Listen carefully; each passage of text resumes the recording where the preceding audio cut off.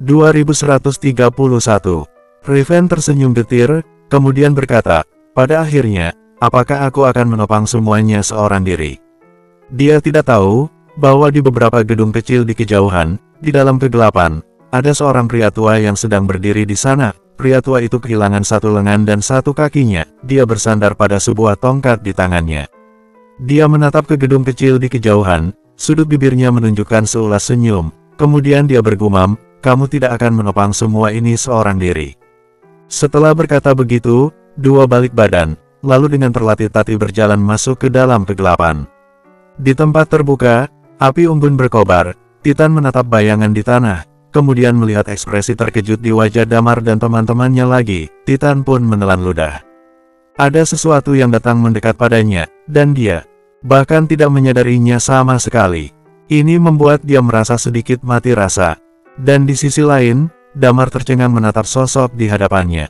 Sosok itu bertubuh tinggi besar, tetapi tampaknya dia agak aneh, tubuhnya seolah sedikit membusuk, seluruh wajahnya juga setengah terbuka dan menunjukkan tulang di dalamnya, sementara setengah bagian tampak utuh, menutupi sebagian wajahnya, lalu ada sebuah perasaan hangat yang lembut. Di tangannya, dia menggenggam sebilah sabit yang berkarat dan kelihatannya sedikit aneh. Ketika Damar dan teman-temannya dalam keadaan terkejut, sabit di tangannya tiba-tiba diangkat. Sesaat kemudian, sabitnya dengan cepat melayang ke bawah. Hati-hati, Wendy berteriak kencang untuk mengingatkan. Damar melintas secepat kilat, Dragon Sword terhunus dalam sekejap mata, dan dia muncul di depan Titan dengan Dragon Sword terangkat. Zing! Gelombang udara yang mengerikan seketika mulai menyebar. Jeda sesaat ini membuat Titan bereaksi, dia segera berguling, pergi dari tempatnya, tetapi tepat pada saat ini, Damar tidak bisa menahan lagi, lengannya tiba-tiba jatuh, tubuhnya juga sedikit membungkuk, kekuatannya tidak sebanding dengan lawannya.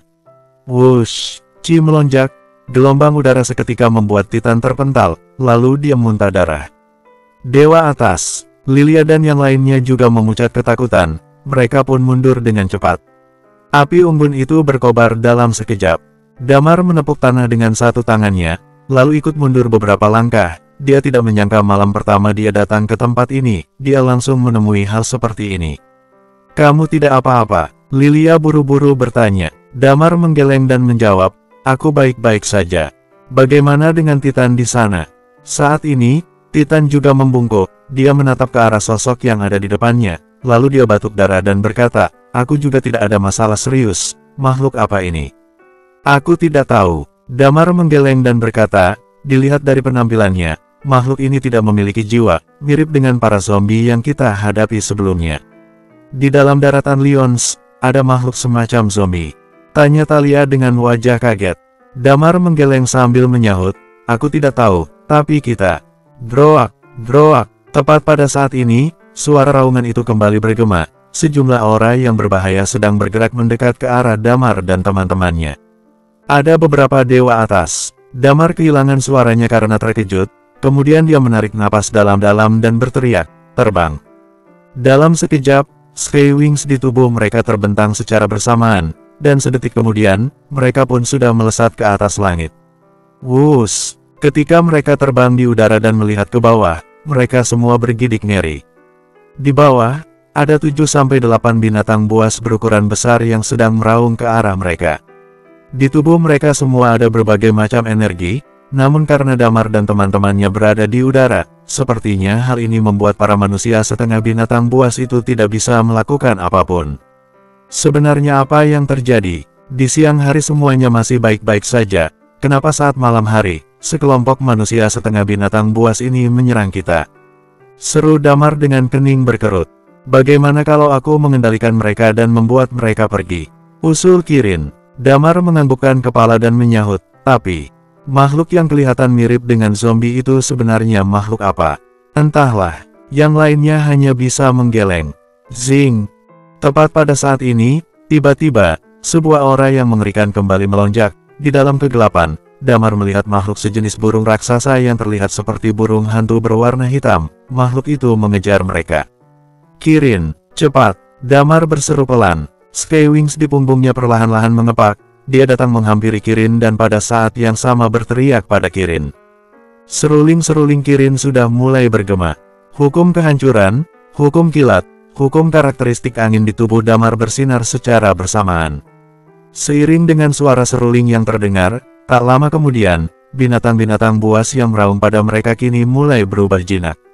Setelah binatang buas sejenis burung yang mengejar Damar dan teman-temannya mendekat, niat membunuh di dalam mata mereka yang bagaikan lentera berangsur-angsur menghilang, kemudian mereka mulai mundur perlahan-lahan. Setelah semuanya pergi, barulah Damar bisa menghembuskan napas lega. Kita, sepertinya belum bisa turun.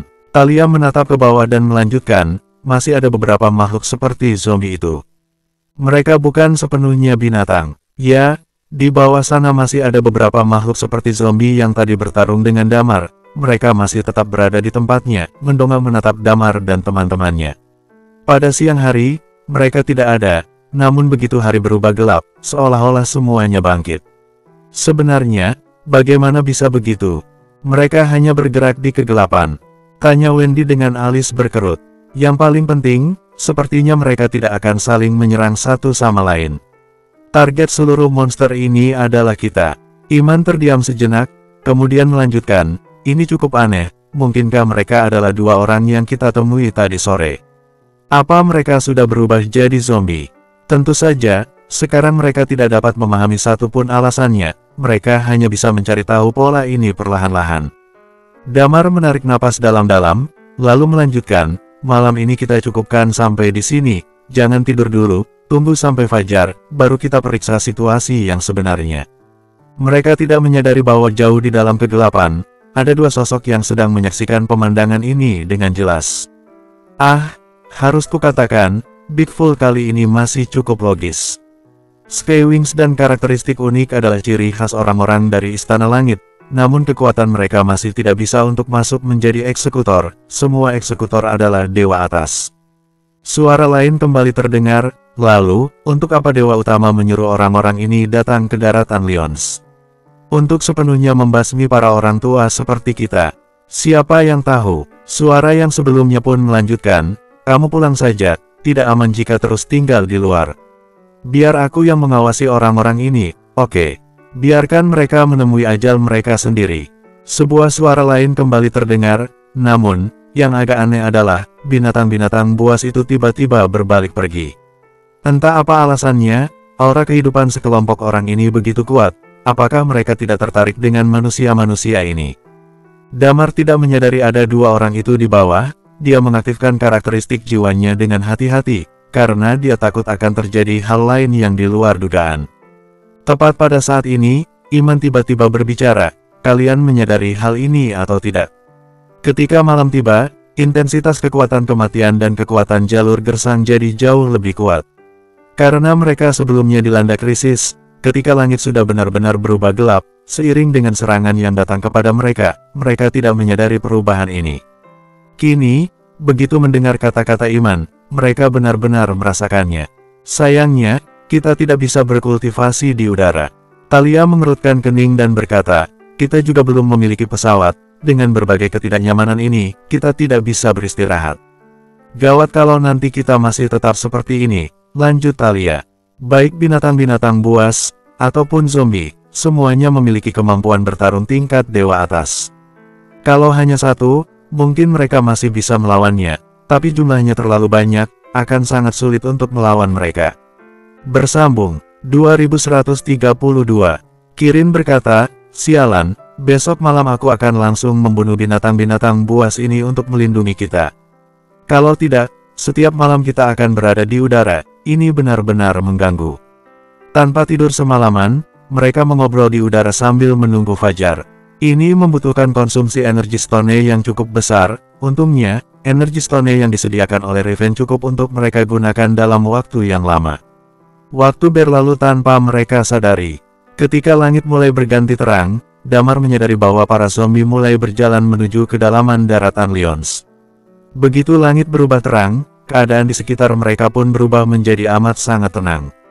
Titan turun ke tanah sambil berseru dengan alis berkerut, ini benar-benar aneh, kenapa ada perbedaan yang begitu besar antara siang dan malam. Damar dan teman-temannya juga turun ke tanah, dia terdiam sejenak, lalu menyahut, aku rasa kita harus bergegas. Daratan Lions ini memang terlalu berbahaya. Setelah itu, dia menatap ke arah Yani sambil berkata, apakah sekarang kamu bisa melakukan deduksi? Yani menggeleng dan menjawab, kemarin malam aku selalu mencoba melakukan deduksi, tetapi aku tidak dapat melakukannya. Ikatan antara mereka dengan kita, sepertinya sudah dihilangkan oleh seseorang. Gawat kalau begitu, Lilia menyahut, daratan Lyons ini tidak berujung. Mencari beberapa orang, bagaikan mencari jarum di dalam tumpukan jerami. Apakah ada suatu kemungkinan? Saat ini, tatapan mata Titan tiba-tiba menyipit dan dia berkata, yang dapat membuat mereka datang sendiri kepada kita. Dilihat dari kejadian di mana Big Fool dan Little Fool lari ketika melihat kita, kemungkinan ini persentasenya hampir 0%, sahut Damar sambil menggeleng. Aku masih tidak mengerti, kenapa mereka melarikan diri. Talia melanjutkan dengan bingung, kalau begitu sekarang kita tidak punya petunjuk. Titan terkekeh dan berkata, bukankah Riven memberikan sesuatu kepadamu? Bagaimana jika mereka melihat kamu mengangkat benda itu? Teruslah mencoba walaupun dalam situasi sulit. Angkatlah benda ini dan menunjukkannya pada mereka. Damar mengangguk, dia menggunakan karakteristik jiwa yang dikombinasikan dengan karakteristik angin untuk membuat lempeng giok melayang di udara, kemudian menarik napas dalam-dalam dan berkata, ayo kita melanjutkan perjalanan ke kedalaman daratan Lyons ini. Teman-temannya mengangguk, lalu mereka pun terus berjalan masuk ke kedalaman daratan Lyons. Di sisi lain, Talia terus membuat tanda di sepanjang jalan. Tidak lama setelah mereka berjalan, di tengah celah sebuah batu, seseorang meregangkan tubuh dan bangkit berdiri. Dia menatap ke langit, lalu berkata, mereka sudah tidak ada. Setelah berkata begitu dia mengangkat tangan kanannya sendiri, setelah menghitung dengan jarinya untuk sesaat, kemudian orang itu dalam sekejap menghilang dari tempatnya. Tidak lama kemudian, dia sudah mengikuti Damar dan teman-temannya. Namun, tepat ketika dia sedang membuntuti mereka, pupil matanya tiba-tiba menyusut. Dia menyipitkan matanya dan menatap lempeng giok yang melayang di udara itu. Segera setelah itu, sorot matanya kembali menyusut karena terkejut. Dia membuka kelima jarinya, Chi tiba-tiba melonjak dan dalam sekejap mata, lempeng giok yang melayang di atas Damar, langsung terbang menuju ke sisinya. Di depan, Damar yang sedang berjalan menuju ke kedalaman daratan Lyons, tiba-tiba berhenti melangkah. Sedetik kemudian, Damar balik badan secara mendadak dan melihat apa yang ada di belakangnya. Seseorang dengan cepat bergerak maju dan mendarat di atas sebuah batu yang tak jauh dari Damar dan teman-temannya. Pada saat ini, lempeng giok itu terbang dan langsung jatuh di atas tangannya, tubuhnya terlihat sedikit bergetar. Sedangkan Damar dan teman-temannya menatap orang di depan mereka itu dari atas ke bawah. Dia mengenakan pakaian yang biasa saja, sama seperti Big Fool dan Little Fool, bajunya penuh dengan tambalan, seolah-olah sudah bertahun-tahun ditambal, rambutnya sedikit berubah, kelihatannya dia berusia sekitar 50 atau 60 tahun. Salah satu lengannya berlubang, sepertinya lengannya patah. Di belakangnya punggungnya ada sebuah tongkat berwarna hitam pekat, terlihat sedikit mirip dengan tongkat api. Kakinya mengenakan sepasang sendal jerami, seperti seorang petani tua. Kedua matanya menatap tanda di depannya dengan tatapan tajam, kemudian, dia tiba-tiba mendongak dan menatap ke arah Damar dan teman-temannya di kejauhan, lalu bertanya, apakah pangeran kecil sudah mati di tangan kalian? Damar menyahut dengan alis berkerut, siapa pangeran kecil? Kalian mendapatkan lempeng giok hitam ini dari mana? Tanyanya sambil menatap Damar. Pupil mata Damar sedikit menyusut, kemudian membungkuk sedikit sambil berkata, sepertinya tetua adalah orang yang kami cari. Aku bertanya kepada kalian, dari mana kalian mendapatkan lempeng giok hitam ini? Dia menatap Damar, aura pembunuh di dalam matanya sudah mulai meningkat. Ini adalah barang yang Riven berikan kepada kami, dia menyuruh kami datang ke daratan Lyons ini untuk mencari beberapa orang. Talia lalu bertanya dengan bingung, Pak Tua, kenapa begitu kasar pada kami? Riven, kamu yakin itu Riven? Pak Tua itu menatap mereka dengan tatapan tajam, lalu bertanya berkali-kali. Tentu saja, aku yakin sekali, jawab Talia. Pak Tua itu menatap Damar dan teman-temannya dengan setengah percaya, lalu menyahut, tidak, pasti ada yang tidak benar. Dari mana kalian mendapatkan Skywings? Kalian bukan orang-orang dari Istana Langit. Jadi mereka kabur karena salah paham dan mengira kami orang-orang dari Istana Langit. Alis Damar berkerut, dia menekan sedikit Skywings miliknya, lalu berkata, lihatlah. Ada perbedaan antara Skywings milik kami dengan milik Istana Langit. Pak Tua itu memperhatikan selama beberapa saat, kemudian bertanya dengan ragu-ragu, kalian sungguh orang-orang kiriman Pangeran Riven. Damar mengangguk dan menyahut, aku jamin, kami benar-benar berada di pihaknya. Patua itu sepertinya masih tidak mempercayai mereka. Beberapa saat kemudian, dia menyipitkan matanya sambil berkata, kalau begitu kalian ikut denganku dulu.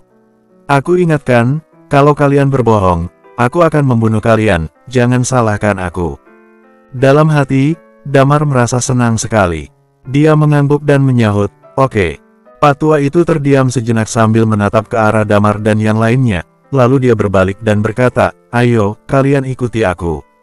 Damar mengangguk. Saat ini, Patua itu balik badan, Damar dan teman-temannya pun segera mengikutinya. Pada saat yang sama, Thalia berbicara kepada Titan, sial, metodemu benar-benar berguna.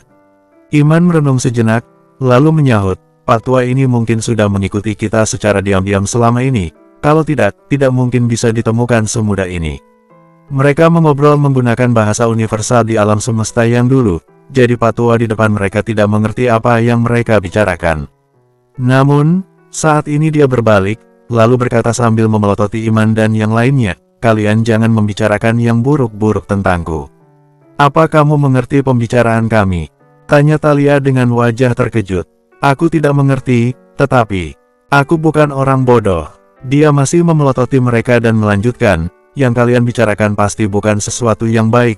Kalau memang sesuatu yang baik, kenapa tidak menggunakan bahasa yang dapat aku mengerti? Ini membuat Thalia dan yang lainnya tidak bisa berkata-kata. Damar berdeham, lalu berkata, tetua salah paham, mereka tanpa sadar mengobrol dengan menggunakan bahasa mereka sendiri. Ngomong-ngomong, tetua, aku ingin bertanya, mengapa perbedaan antara siang dan malam di daratan Lyons ini begitu besar? Sebelum aku dapat memastikan identitas kalian, aku tidak akan mengatakan apapun kepada kalian. Patua itu melanjutkan dengan acuh tak acuh, kamu sebaiknya jangan menipuku, kalau tidak, kalian akan mati dengan sangat mengenaskan. Damar tercengang dan terdiam. Selanjutnya, perjalanan menjadi lebih sunyi, mereka mengikuti di belakang Patua, berjalan dengan sekuat tenaga. Setelah berjalan selama beberapa jam, akhirnya mereka sampai di sebuah sungai di pegunungan. Saat ini, Patua itu melirik mereka dan berkata dengan acuh tak acuh, kalian tunggulah di sini. Damar mengangguk seraya menyahut, oke. Saat ini, Patua itu dengan cepat menghilang dari hadapan mereka. Bersambung 2133. Iman dan yang lainnya bertanya, tidak akan ada masalah, kan? Seharusnya tidak, mereka sepertinya menganggap kita sebagai orang-orang dari Istana Langit, jadi dia menghindari kita, sahut Damar. Damar menarik napas dalam-dalam dan melanjutkan, tentu saja, kalau ada sesuatu yang terjadi, aku akan menjadi perisai dan kalian mundur dulu, baru kemudian terbang. Thalia dan yang lainnya menganggukkan kepala. Setelah mereka menunggu selama setengah jam lebih, Patua itu muncul dengan seorang wanita tua yang menggunakan tongkat untuk berjalan. Tubuh wanita tua agak bungkuk, tangannya menggenggam semacam tasbih. Begitu dia muncul bersama Patua, dia menilai Damar dari atas ke bawah, kemudian bertanya, apakah itu mereka? Benar, Patua yang membawa tongkat api di punggungnya berkata, kamu lihat baik-baik, apakah ada masalah dengan mereka? Kalau ada masalah, aku akan membunuh mereka satu persatu dengan tongkatku di sini. Wanita tua itu mengangguk, dia sepertinya mengetahui bahwa Damar adalah ketua dari rombongan ini, lalu matanya tiba-tiba tertuju pada Damar. Damar merasakan sebuah energi menyusup ke dalam pikirannya tanpa dia sadari, alisnya berkerut, lalu kekuatan jiwa miliknya menyerang balik dengan sendirinya. Ekspresi wajah wanita tua itu membeku, kemudian dia mengernyit sambil berkata, karakteristik jiwa. Dan sudah mencapai karakteristik tingkat dewa. Damar mengangguk dan menyahut, tetua, aku memang merupakan dewa seni bela diri dual. Wanita tua itu menyipitkan mata, lalu berkata, kalian ini bukan orang-orang dari Istana Langit, kan? Selain orang-orang Istana Langit, di dunia ini, siapa yang bisa melaksanakan upacara dewa kedua? Damar berdeham, lalu berkata, kami melakukan upacara dewa, karena kami memiliki karakteristik unik. Kamu bisa menyerang orang ini, dia tidak melakukan upacara dewa, dia tidak akan bisa menahan penghapus memori milikmu. Damar berkata seperti itu sambil menunjuk ke arah Kirin. Kamu tahu karakteristik milikku? Tanya wanita tua. Damar berdeham, lalu menjawab, Aku pernah bertemu dengan orang yang memiliki karakteristik sepertimu, juga pernah bertarung dengannya, oleh sebab itu aku tahu sedikit. Ya, karakteristik wanita tua ini sama seperti karakteristik milik Tigreal, yaitu karakteristik penghapus memori. Karakteristik ini bisa mencuri dan membaca ingatan orang lain. Pak tua itu mengangguk, wanita tua itu menatap ke arah Kirin. Tidak lama kemudian, seluruh mata Kirin mulai berubah jadi sedikit kosong. Begitu melihat penampilan Kirin, pupil mata Thalia menyusut, lalu dia berseru, penghapus memori tingkat dewa. Wanita tua itu melirik Thalia dan berkata dengan tenang, gadis ini, kamu ternyata mengetahuinya juga. Setelah beberapa saat, mata Pak tua itu tiba-tiba menyipit, dia menatap ke arah Damar dan teman-temannya, lalu berkata, kalian bukan orang dari dunia kami. Damar menarik napas dalam-dalam, kemudian menyahut, tolong dirahasiakan. Pak tua yang membawa tongkat api itu mengerutkan alis dan bertanya, apa maksudnya? Wanita tua itu meliriknya, lalu menganggukkan kepala dan menjawab, tidak ada masalah dengan mereka, lempeng giok hitam ini adalah pemberian pangeran kecil kepada mereka. Ekspresi wajah Pak tua yang membawa tongkat api itu menggila, kemudian dia bertanya, pangeran kecil belum mati. Di mana dia sekarang? Aku akan pergi dan mencari dia sekarang juga. Wanita tua itu mengerutkan alis dan berseru, diam. Sudah berapa tahun berlalu, tapi temperamenmu masih saja seperti ini. Setelah berkata begitu, dia menatap Damar dan yang lainnya sambil berkata, aku sudah mengetahui seluk-beluk masalah ini, tentang latar belakang kalian, aku tidak akan mengatakan sepatah kata pun kepada orang lain, kalian bisa merasa tenang mengenai hal ini. Sebenarnya, Damar merasa yang dia katakan bukan apa-apa. Sejak awal mereka dan Dewa Utama sudah berjalan di jalan yang berlawanan, lagi pula mereka memiliki karakteristik unik dan mereka sudah membubarkan Bintang Agung, Dewa Utama pasti tidak akan melepaskan mereka. Maka dari itu, tidak masalah kalaupun Dewa Utama mengetahuinya. Ini juga merupakan alasan mengapa begitu Damar tahu wanita tua itu memiliki karakteristik penghapus memori, dia tetap menyuruh wanita tua itu membaca ingatan Kirin. Saat ini, Kirin menatap Damar dan yang lainnya dengan bingung, lalu bertanya, hei, siapa kalian? Beberapa saat kemudian, dia kembali berkata dengan bingung, sial, aku juga siapa? Wanita tua itu tercengang, kemudian berbalik dan menatap Kirin. Dia mengulurkan satu tangannya, lalu mata Kirin memancarkan cahaya terang. Apa yang terjadi barusan? Tanya Kirin dengan linglung. Ini adalah efek yang menyeramkan dari karakteristik langka. Penghapus memori dan pembaca memori. Karakteristik ini, mungkin tidak begitu hebat dalam perang, tetapi dalam melakukan beberapa hal tertentu, ini merupakan kelebihan yang tidak dimiliki oleh karakteristik. Wanita tua itu menatap Damar dan teman-temannya, lalu berkata, semuanya, ayo ikuti aku dulu, aku sudah tahu seluk-beluk masalah ini, tapi lebih rincinya, harus kita diskusikan lebih lanjut. Damar tersenyum tipis, dia mengangguk seraya menyahut, tolong tetua yang pimpin jalan. Rombongan berjumlah 7 orang itu mengikuti di belakang Pak tua dan wanita tua itu, mereka terus berjalan di sepanjang jalan, setelah berjalan selama 10 menit, di hadapan mereka ada sebongkah batu yang berukuran sangat besar. Ada celah di tengah-tengah batu itu. Celah itu dapat dilewati oleh satu orang. Wanita tua dan Pak tua yang membawa tongkat api di punggungnya berjalan masuk ke dalam celah batu itu, lalu menyuruh Damar dan teman-temannya mengikuti mereka. Entah sebesar apa batu ini, Damar dan teman-temannya sudah berjalan selama 10 menit lebih. Pada titik tertentu, di depan mereka tiba-tiba menjadi jelas. Ada energi vitalitas yang begitu kuat yang melayang keluar. Ya, energi vitalitas yang sangat kuat. Benar-benar berbeda dengan kekuatan kematian di luar dan kekuatan jalur gersang yang membuat semua makhluk mati. Di tempat ini muncul energi vitalitas yang sangat kuat. Tidak ada yang menyangka, di daratan Lyons yang tandus ini, ternyata ada tempat seperti ini. Tempat ini tidak terlalu besar, mirip seperti sebuah desa kecil di pegunungan, dipenuhi dengan rumput hijau dan bunga segar yang tumbuh di mana-mana. Seluruh tempat ini kira-kira berdiameter 20-30 km. Di kejauhan, ada sebuah desa kecil dengan asap mengepul dari cerobong asap tiap-tiap rumah. Ini, Damar menelan ludah. Wanita tua itu memotong, ini adalah tempat tinggal kami. Sangat berkebalikan dengan tempat lain di daratan Lyons. Di daratan yang dipenuhi dengan kematian dan kekeringan, masih ada tempat seperti ini. Tempat ini adalah tempat yang ditemukan oleh Raja Manusia ketika melakukan penjelajahan ke daratan Lyons. tempat ini juga merupakan tempat peristirahatan terakhirku di daratan Lyons. Hanya saja, sayang sekali tempat ini terlalu kecil, sedikit sekali orang yang bisa ditampung, dan seumur hidupku hampir tidak mungkin aku keluar dari sini. Saat ini, wanita tua itu kembali berbicara, "Ayo, jalan." Mereka melompat turun dari tempat ini, lalu mendarat di tanah berumput yang ada di bawah. Di tanah berumput itu ada sebuah jalanan rata yang berbatu yang mengarah langsung ke arah desa.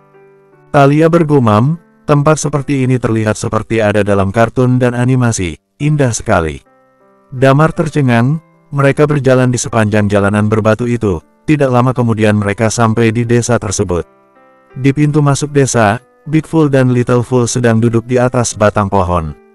Begitu melihat Damar dan teman-temannya berjalan masuk, salah satu dari kedua orang itu menjadi tidak stabil, dan di saat yang bersamaan orang itu jatuh dari batang pohon, Big Fool berkata, "Guru kedua dan guru ketiga, kenapa membawa orang-orang dari Istana Langit masuk ke sini?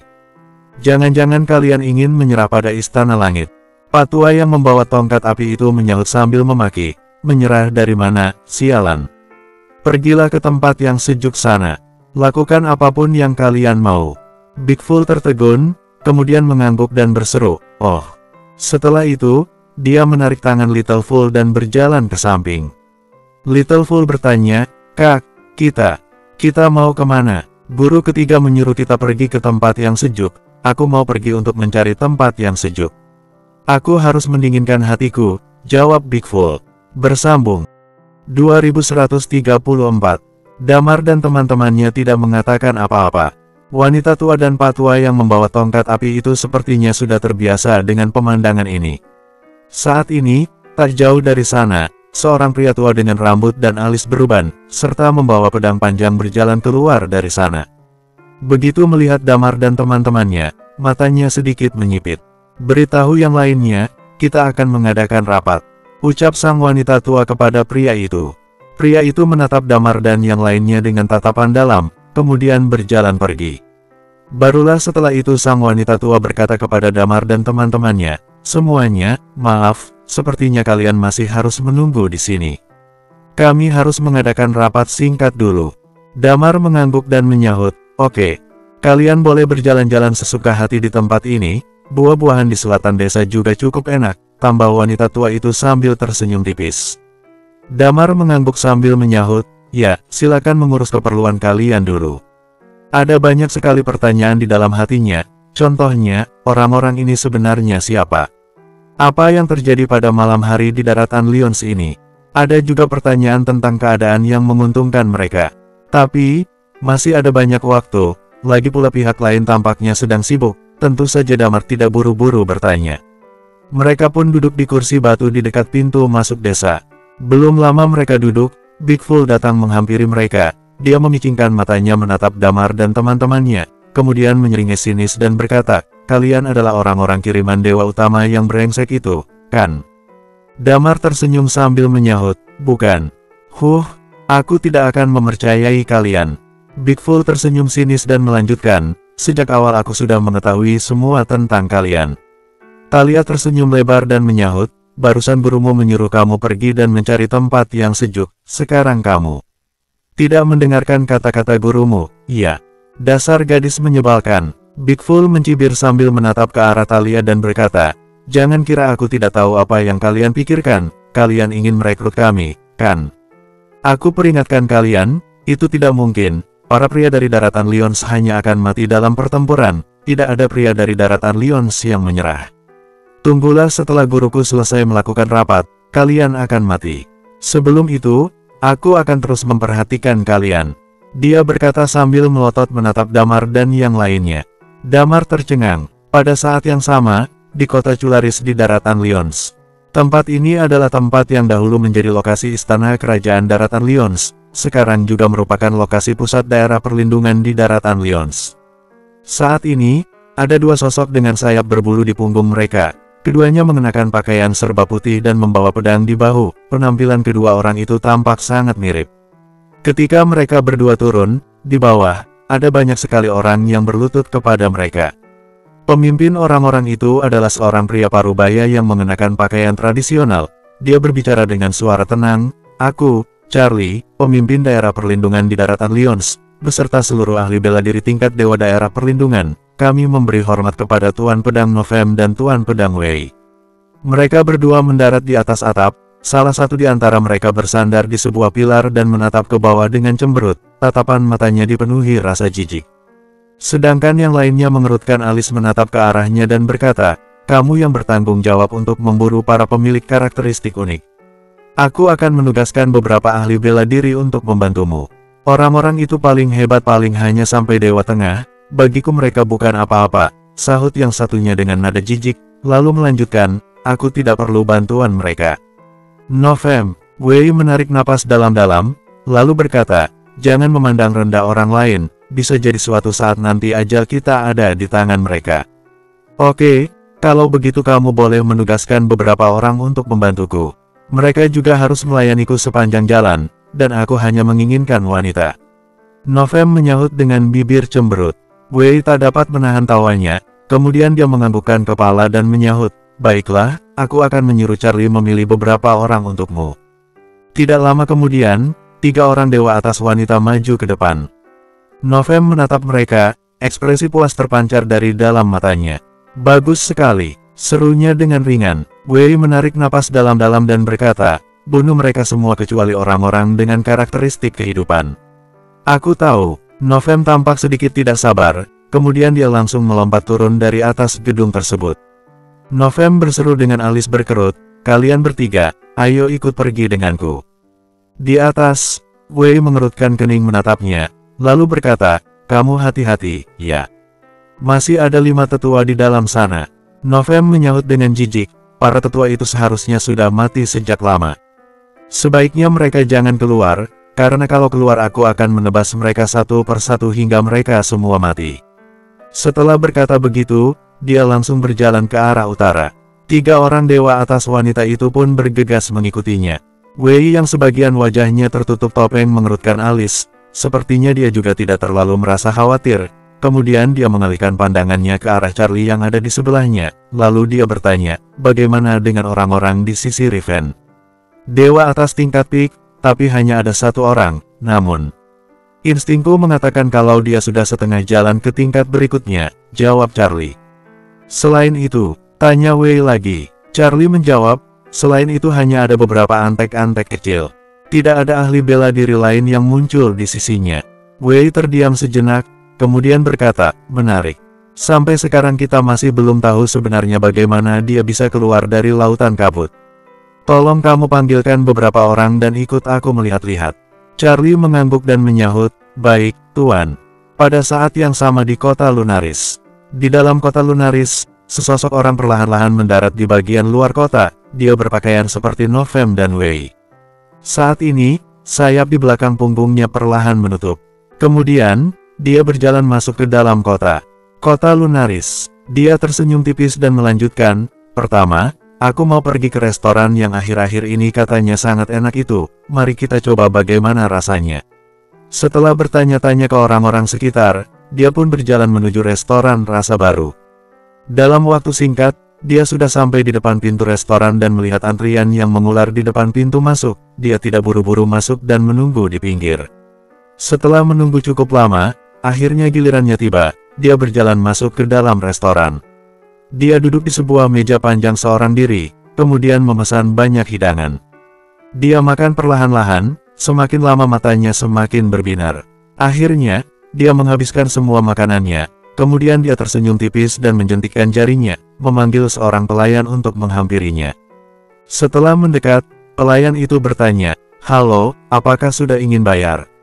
Tidak. Tolong panggilkan bosmu ke sini, jawabnya sambil tersenyum ringan. Bos kami sedang sibuk, dia ada di dapur dan memasak makanan, jawab sang pelayan. Bukan, maksudku, bosmu di belakang layar, seperti misalnya, Yedri, sahutnya sambil tersenyum. Pada saat ini, pelayan itu berkata, aku tidak bisa bertemu dengan Tuan Yedri. Kamu pergi ke Sekte Lunaris dan beritahu Yedri, aku, Dre, datang dari Istana Langit, sahut Dre masih sambil tersenyum. Damar tentu tidak tahu semua hal yang terjadi di luar sana, Saat ini dia sedang duduk di atas kursi batu sambil menatap Big Fool yang ada di depannya dengan perasaan senang. Big Fool memelototi mereka. Setelah beberapa lama waktu berlalu, dia merenung sejenak, lalu bertanya, apakah kalian tidak takut? Kami bukan orang-orang dari Istana Langit. Sama seperti kalian, kami juga merupakan musuh Istana Langit, sahut Thalia. Aku tidak percaya, sahut Big Fool sambil memelototi Thalia.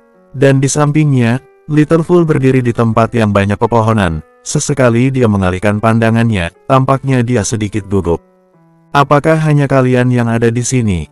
Tanya Lilia. Tentu saja, Big Fool menyahut dengan santai, hanya ada 5 guru kami, serta aku, dan Little Fool. Untuk apa kalian menanyakan hal ini? Pasti kalian sedang menyusun rencana untuk mengeksekusi kami ya? Bersambung, 2135. Bukan untuk apa-apa, cuma tanya saja. Lilia tertawa, kemudian dia menunjuk kalung emas di leher Big Fool dan bertanya, ini senjatamu? Atau sekadar perhiasanmu? Coba kamu tebak, sahut Big Fool sambil terkekeh. Damar tidak dapat menahan tawanya, dia merasa Big Fool dan Little Fool tampaknya bukan orang yang bodoh, mereka hanya kurang pengalaman.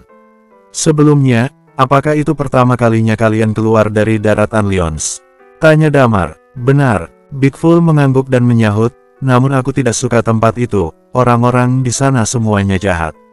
Selagi mereka mengobrol, di atas loteng di depan mereka, wanita tua tadi berbicara, nak, semuanya, kami sudah selesai rapat, kalian kemarilah. Setelah itu, dia melihat ke arah Big Fool dan Little Fool, lalu menambahkan, kalian juga naiklah ke sini. Damar mengangguk. Ketika dia berjalan ke sana, Big Fool kembali bertanya dengan curiga, kalian benar-benar bukan orang-orang dari Istana Langit? Tentu saja bukan. Thalia menjelaskan, kami semua ini musuh Istana Langit. Musuh dari musuh adalah teman, jadi, kita adalah teman, apakah kamu mengerti? Itu masih harus diselidiki lagi, sahut Big Fool sambil menatap mereka. Tak lama kemudian, sekelompok orang itu naik ke loteng. Di atas loteng ada sebuah tempat yang mirip dengan ruangan minum teh, ada 5 orang yang sedang duduk di dalamnya. Dari 5 orang tersebut, ada 4 pria dan 1 wanita. Selain wanita tua itu, yang lainnya sedang duduk di tempatnya masing-masing. Dan yang membuat Damar heran, selain wanita tua dan pria tua yang membawa pedang, Pak tua yang membawa tongkat api di belakang punggungnya serta 2 orang lainnya kehilangan 1 lengan. 2 orang lainnya juga memiliki rambut yang beruban seperti Pak tua itu, seorang di antaranya kehilangan 1 lengan dan 1 kaki, sedangkan yang satu lagi kehilangan 1 kaki. Ketika Damar dan yang lainnya masuk, mereka semua menatap Damar dari atas ke bawah dengan tatapan menilai. Duduklah, ucap pria tua yang kehilangan 1 tangan dan 1 kaki itu dengan santai.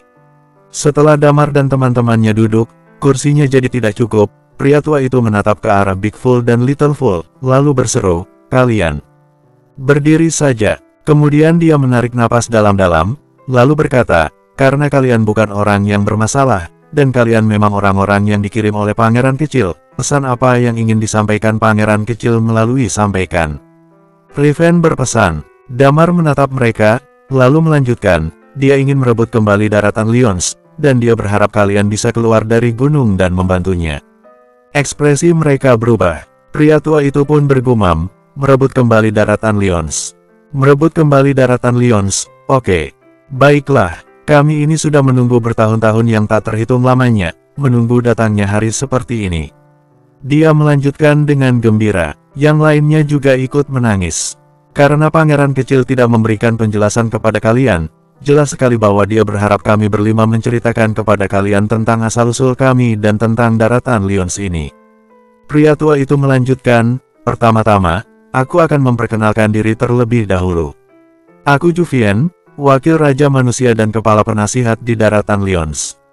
Pria tua itu memperkenalkan dirinya dengan tenang. Setelah itu, dia menunjuk ke arah wanita tua yang ada di sebelahnya, lalu melanjutkan perkenalannya. Orang ini pernah menjadi dewi perang di daratan Lions, Hylia. Jari tangannya bergerak sedikit, lalu menunjuk Pak tua yang membawa tongkat api di punggungnya dan berkata, ini adalah juru masak Raja Manusia, dia juga merupakan komandan pasukan di daratan Lions, Dario. Pak tua yang membawa tongkat api di punggungnya cemberut. Jari Juvien terus menunjuk ke arah pria tua yang kehilangan 1 kaki itu, lalu berkata, orang ini adalah orang yang mengatur urusan keuangan di daratan Lyons, Felipe. Terakhir, dia menunjuk ke arah satu-satunya tetua yang semua anggota tubuhnya masih utuh, kemudian berkata, orang ini adalah Dewa Pedang, Keno. Damar memandang pria tua itu dengan heran. Ini adalah satu-satunya orang yang tidak memiliki kaitan dengan daratan Lyons sebelumnya. Pria tua itu menganggukkan kepala kepada Damar dan teman-temannya dengan acuh tak acuh. Saat ini, Juvian berkata, semua ini dimulai dari perang yang terjadi bertahun-tahun dahulu. Pada saat itu, Dewa utama sialan itu entah bagaimana bisa mendapatkan kekuasaan yang ada di tangan Bintang Agung. Kemudian dalam waktu yang singkat itu, mereka melakukan serangan mendadak ke Kepulauan Gratia dan Gunung Winli, hingga mendapatkan 4 kekuasaan. Lalu, setelah menunggu selama 10 tahun, dia berhasil mengumpulkan kekuasaan dari berbagai tempat. Kemudian, mereka pun mulai menyerang daratan Lyons. Setelah bercerita sampai sini, Juvian menarik napas dalam-dalam. Sebelumnya, Raja Naga memimpin 8 pemilik kekuasaan yang tersisa dan menyuruh Dewa Utama menandatangani perjanjian damai. Namun 10 tahun kemudian, dia merobek perjanjian damai ini, lanjut Juvian. Daratan Lyons melawan sepanjang malam, 19 negara bagian diwarnai dengan warna merah. Kami berjuang dengan mempertaruhkan nyawa kami, tetapi Dewa Utama terlalu kuat sampai level yang mengerikan. Juvian tersenyum pahit sambil berkata, namun, para pria di daratan Lyons terus berjuang hingga titik darah penghabisan. Setelah perang itu, kecuali orang tua, yang lemah, yang sakit, dan yang cacat, para pria di daratan Lyons hampir punah.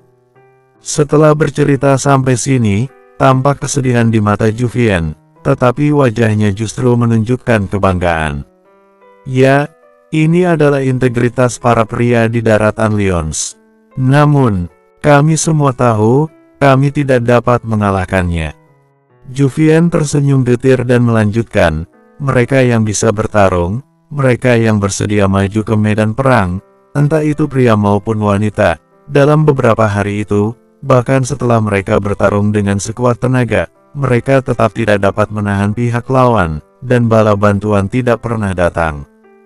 Raja manusia tahu Dewa Utama tidak terkalahkan, dengan tekniknya yang tinggi dan karakteristik yang begitu kuat, dia mengirim kami berlima masuk ke dalam daratan Lyons ini, tambah Juvian sambil tersenyum getir. Bagaimana caranya mengantar kalian masuk? Tanya Thalia dengan heran. Raja manusia memiliki karakteristik ruang yang merupakan karakteristik unik miliknya. Dia bisa melangkah ratusan kilometer dalam sekali langkah, jawab Juvian. Karakteristik ruang, dulu mereka juga pernah bertemu dengan pemilik karakteristik ini, di ujung utara Eternal Planet. Juvian melanjutkan, dia menemukan daratan Lyons ini, setelah mengirim kami ke sini dalam satu langkah. Raja manusia memberitahu kami untuk menunggu hari kembalinya Riven. Riven akan membawa lempeng giok hitam untuk mencari kami, lalu kami akan keluar dari gunung dan membantu dia merebut kembali daratan Lyons.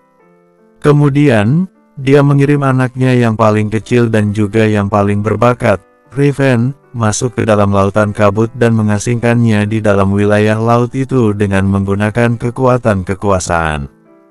Jika Riven bisa keluar dari wilayah lautan kabut, itu artinya, dia telah mencapai tingkat dewa atas atau lebih dan memiliki kualifikasi untuk bersaing dengan Dewa Utama, tambah Juvian.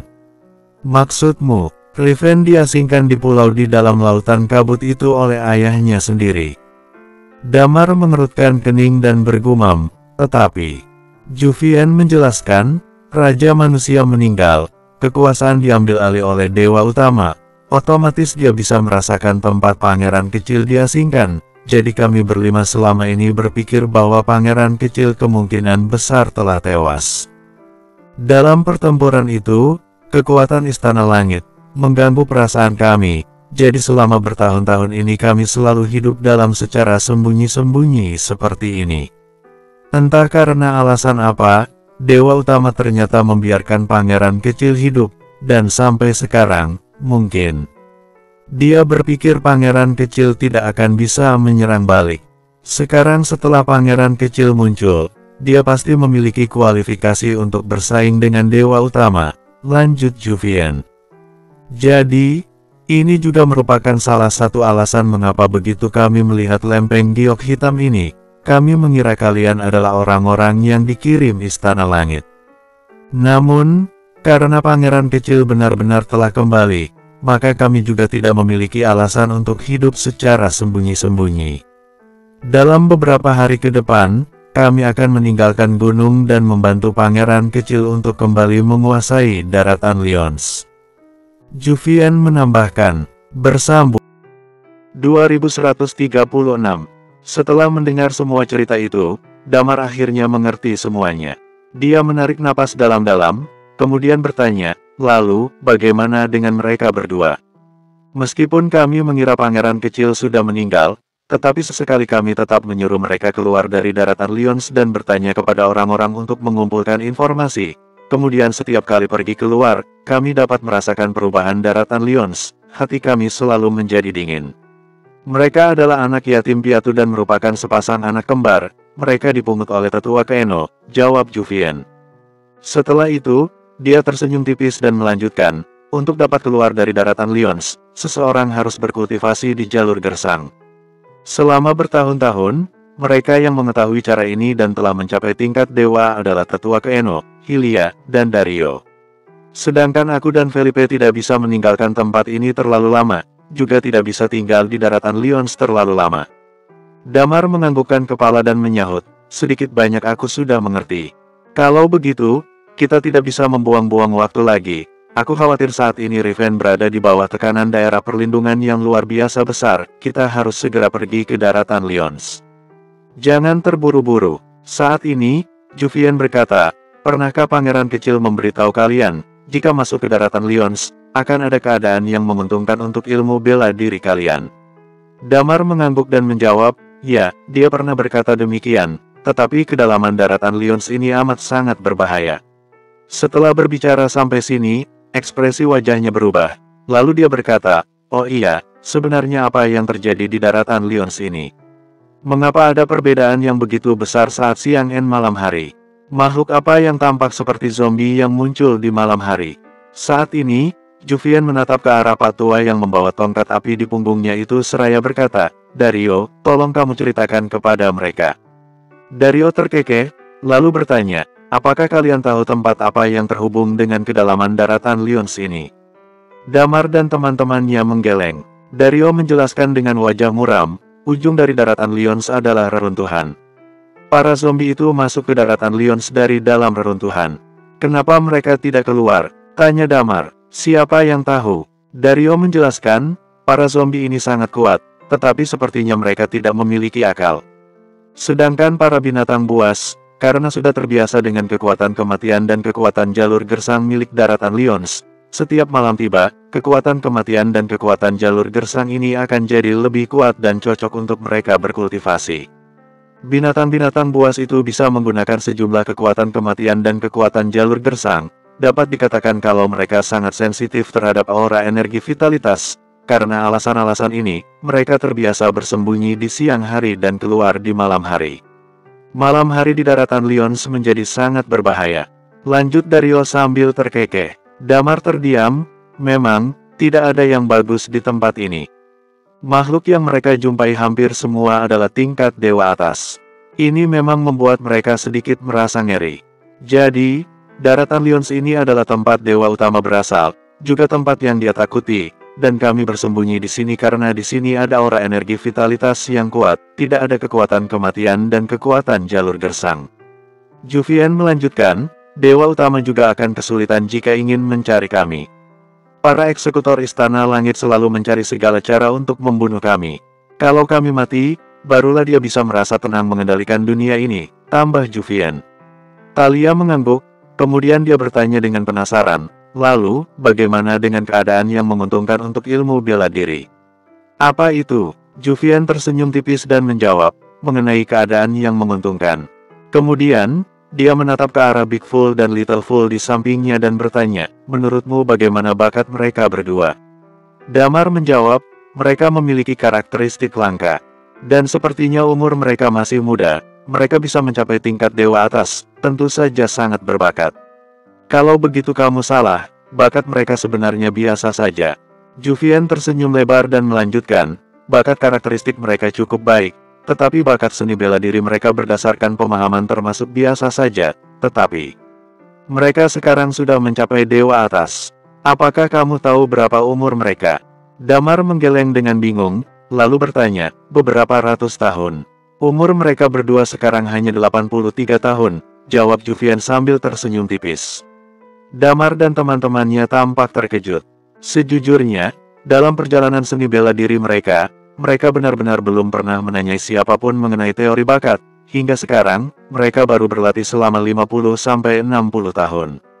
Dalam hal teori bakat, mereka berada di peringkat tertinggi, dan itu merupakan jenis yang belum pernah ada sebelumnya. Bagaimanapun juga di dua dunia semuanya sama saja. Tapi sekarang, mereka justru jadi sedikit kurang percaya diri. Big Fool dan Little Fool ini, ternyata memiliki bakat yang begitu hebat. Bakat mereka biasa saja, Juvian menambahkan, dan menurutku, sesuatu akan berubah menjadi kebalikannya ketika mencapai titik yang ekstrim. Damar menatapnya. Juvian kembali berkata, daratan Lyons ini dipenuhi dengan kekuatan kematian yang tak berujung. Akan tetapi, ada juga tempat seperti tempat kami, walaupun tidak besar, tetapi penuh dengan kehidupan. Selama miliaran tahun ini, tetua Keno telah menjelajahi begitu banyak tempat, dan dia menemukan satu hal, lanjut Juvian. Menemukan apa? Tanya Damar. Di kedalaman daratan Lyons ini ada satu wilayah. Juvian melanjutkan, setelah waktu itu Dewa Utama menguasai 12 kekuasaan, demi memperkuat kekuatan pengendalinya, dia memburu dan membunuh semua pemilik karakteristik unik di daratan ini. Akhirnya semua pemilik karakteristik unik tewas tanpa terkecuali, di antaranya termasuk pemilik karakteristik kehidupan. Sedangkan karakteristik kehidupan sepertinya terlahir kembali di tempat yang terikat dengan kekuatan kematian. Juvian tersenyum tipis dan melanjutkan, dia berubah bentuk menjadi sebuah pohon yang membantu orang-orang mendapatkan pencerahan, dan sejak bertahun-tahun, di sekitarnya muncul sebuah mata air, kami menyebutnya sebagai mata air awet muda. Mata air ini memiliki energi vitalitas yang tak terbatas, yang juga dapat membuat orang meningkatkan kemampuan bela dirinya. Dua kakak adik ini, setelah berkultivasi di tempat itu, berlatih dan meningkatkan kekuatannya, barulah dia bisa mencapai tingkat dewa atas seperti ini, jelas Juvian. Enlightenment Tree. Pupil mata Damar sedikit menyusut. Karakteristik energi vitalitas bertransformasi menjadi Enlightenment Tree. Di Eternal Planet juga ada yang seperti ini, tetapi saat itu di Eternal Planet hanya mengalaminya selama beberapa zaman, sekitar ribuan tahun lamanya, dan tidak ada mata air seperti ini. Enlightenment Tree saat itu diserap oleh Lilia dan menghilang. Saat itu, Damar dan teman-temannya meningkatkan kemampuan mereka di bawah Enlightenment Tree selama setengah bulan. Teknik bela diri gabungan Damar didapatkan dari hasil meningkatkan kekuatan di bawah Enlightenment Tree. Damar menelan ludah, ada sedikit harapan di dalam hatinya. Jika dia bisa mendapat karunia energi alam semesta sebanyak 3 kali dan mencapai tingkat dewa atas, mungkin dia akan memiliki kualifikasi untuk bersaing dengan para tetua ini. Jalan yang dia lalui adalah jalan yang belum pernah dilalui oleh semua orang. Juvian menyahut, kami juga tidak buru-buru keluar untuk saat ini, karena pangeran kecil sudah muncul, seharusnya tidak ada yang perlu dikhawatirkan, selama bukan dewa utama yang datang, seharusnya dia tidak akan dalam masalah untuk sementara. Juvian melanjutkan, kita rapikan tempat ini terlebih dahulu, meletakkan semuanya di tempatnya, pada saat yang sama, tetua Keno akan membawa kalian pergi ke mata air awet muda itu. Karena pangeran kecil menyuruh kalian mengantarkan lempeng giok hitam ke sini, itu artinya kalian semua adalah orang yang dapat dipercaya. Kalian juga memiliki karakteristik unik, kalau kalian bisa meningkatkan kemampuan hingga naik 1 atau 2 tingkat, itu sudah merupakan bantuan yang sangat besar bagi pangeran kecil. Damar menarik napas dalam-dalam, lalu berkata, kalau begitu, terima kasih, tetua, ini hanya masalah kecil bagi mereka, tetapi bagi Damar dan yang lain, ini merupakan sebuah peluang emas. Jangan membuang-buang waktu, tetua Keno, bawa mereka pergi ke sana.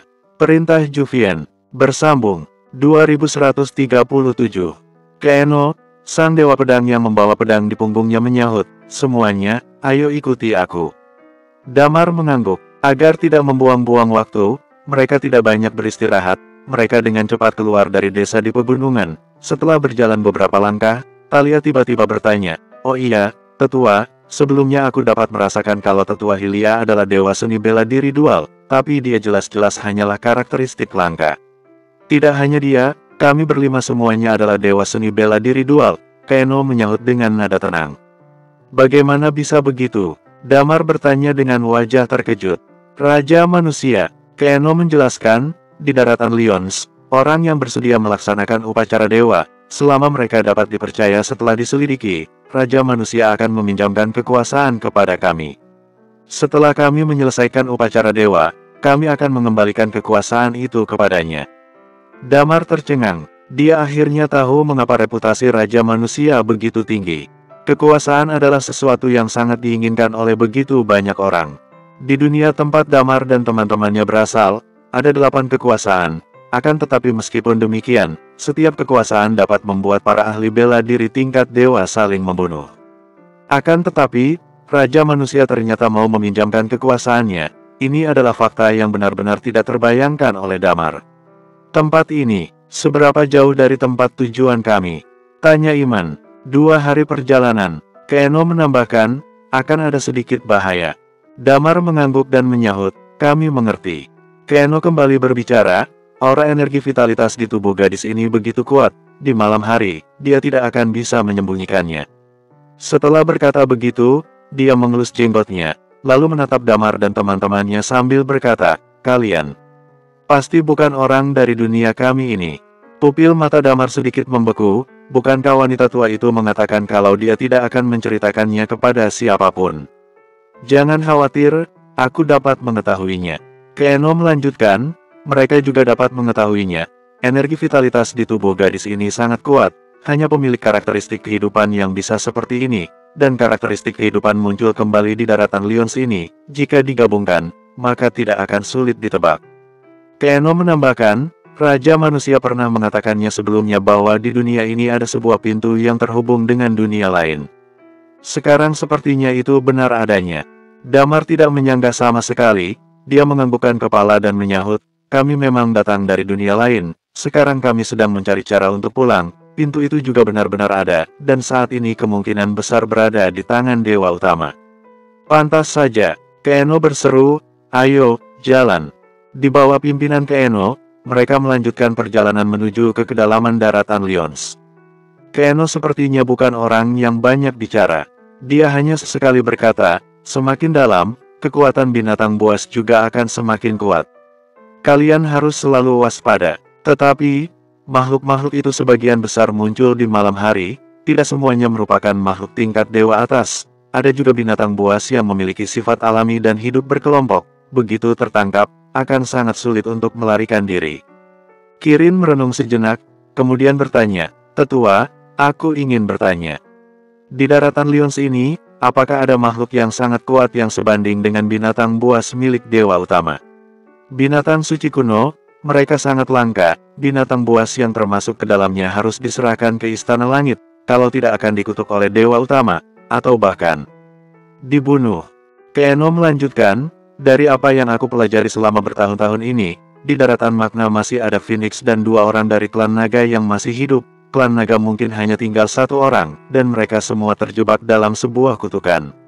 Daratan Lyons ini," Keno menambahkan, "menurut legenda, ada sebuah lubang yang disebut lubang tak berujung. Lubang tak berujung itu suka makan dan menelan benda apapun. Namun, selama ini, aku belum pernah melihatnya. Mungkin lubang itu sebenarnya tidak ada." "Bagaimana dengan binatang buas tingkat dewa itu? Ada berapa jumlahnya?" tanya Kirin. "Aku tidak tahu ada berapa jumlah binatang buas tingkat dewa, mungkin lebih dari 10.000. Keno melanjutkan, "Di daratan Magna, sejak dulu dibagi menjadi 3, yaitu manusia, bangsa orcs dan binatang buas. Pada kenyataannya, yang memiliki kekuatan terkuat sebenarnya adalah binatang buas, hanya saja mereka tidak memiliki akal, dan ada persaingan yang besar dalam rantai makanannya. Sebagian besar binatang buas memakan binatang buas yang lain, sehingga tidak ada cara untuk mengumpulkan mereka menjadi satu. Lebih dari 10.000. Mata Kirin mengilat, lalu dia kembali bertanya, "Apakah semuanya merupakan binatang buas tingkat dewa?" Dewa atas itu ada berapa banyak? Binatang buas yang memiliki kemampuan bertarung dewa atas sepertinya hampir mencapai 100. Yang termasuk binatang buas dengan kemampuan bertarung tingkat dewa atas dan tingkat peak ada 4-5 ekor, dan mereka sudah sangat beradaptasi dengan lingkungan di daratan Lions, di tempat ini. Kalau dewa utama datang, aku khawatir kita tidak akan mampu mengatasinya dengan baik. Keeno balik bertanya, untuk apa kamu menanyakan hal ini? Mata Kirin seketika berbinar, lalu dia menyahut, menurutmu, kalau aku mengendalikan binatang-binatang buas ini, apakah kita bisa merebut kembali daratan Lions dengan cepat? Keeno menggeleng dan menjawab, semua orang berpikir seperti ini, kalau benar-benar memiliki kemampuan untuk mengendalikan binatang buas, metode seperti itu hanya bisa dimiliki oleh Istana Langit, tidak mungkin ada di dunia ini, dan aku tidak pernah mendengar tentang kemampuan ini selama ini. Kalau aku benar-benar bisa melakukannya, tanya Kirin sambil tersenyum lebar. Kalau kamu benar-benar bisa mengendalikan binatang buas di daratan Lions, maka daratan Lions mungkin bisa rata dengan tanah. Keeno menambahkan, jangan bermimpi seperti itu. Kalau kita bergegas, kalian akan lebih awal mendapat pencerahan. Kami juga bisa lebih cepat meninggalkan daratan Lions ini. Damar menatap ke arah Kirin, sudut bibirnya menunjukkan seulas senyum. 2 hari ke depan, mereka terus berjalan memasuki daratan Lions. Karena ada Keeno, pada malam hari, mereka selalu menemukan tempat-tempat yang cukup aman untuk bersembunyi. Selama 2 hari ini, situasinya cukup stabil. Hanya saja, yang Keeno tidak mengerti, setiap malam hari, Kirin akan menghilang seorang diri selama beberapa waktu, dia keluar untuk memainkan beberapa lagu dengan seruling. Walaupun Keeno sangat tidak senang akan hal ini, tetapi karena tidak ada situasi bahaya apapun yang terjadi, dia pun tidak banyak bicara. 2 hari kemudian, muncul sebuah titik berwarna hijau dalam pandangan Damar dan yang lainnya. Di tempat yang tandus ini, titik berwarna hijau membuat mereka terkejut. Melihat hal ini, Keeno menghela napas lega, lalu berkata, kita sudah sampai. Damar mengangguk dan bertanya, apakah di sini berbahaya? Tempat ini cukup besar, di dalamnya ada banyak serangga beracun, sama sekali tidak cocok menjadi tempat tinggal.